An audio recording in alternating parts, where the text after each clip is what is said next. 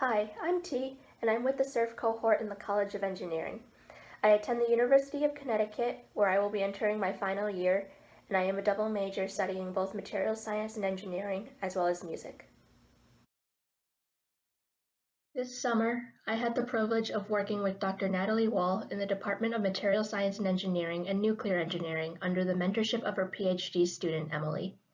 Emily is currently working on developing functionalized clays for the containment of radioactive nuclear waste for when it is buried underground, so my project this summer was to help determine the surface area of those clays particles.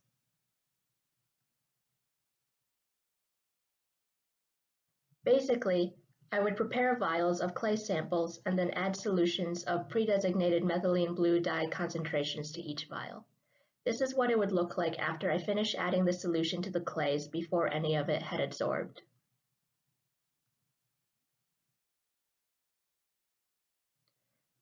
After letting the clay suspend in solution and letting the dye adsorb to the clay for a while, I would use a spectrophotometer in the ultraviolet visible light wavelength range to analyze how much of the dye was still remaining in the supernatant and adsorbed to the clay. This is what it would look like after it had adsorbed for a while. The spectrophotometer analyzes better if the solution is not overconcentrated, so sometimes I would need to dilute the supernatant to obtain something a little more transparent, like shown here.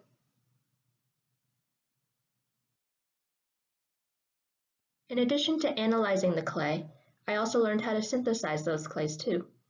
It was really neat to get to experience the whole process, from the beginning of making the clay to the end of analyzing the data for those clays.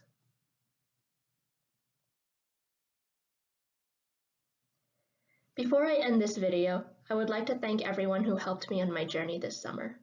In particular, I'd like to thank the University of Florida for funding the SURF program, Mike Nazareth for coordinating the program and its events, but most of all, I would like to thank Dr. Wall and Emily for having me this summer.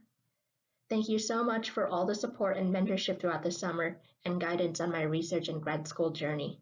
I truly appreciate it from the bottom of my heart and will always remember and look back fondly at my time in the lab here.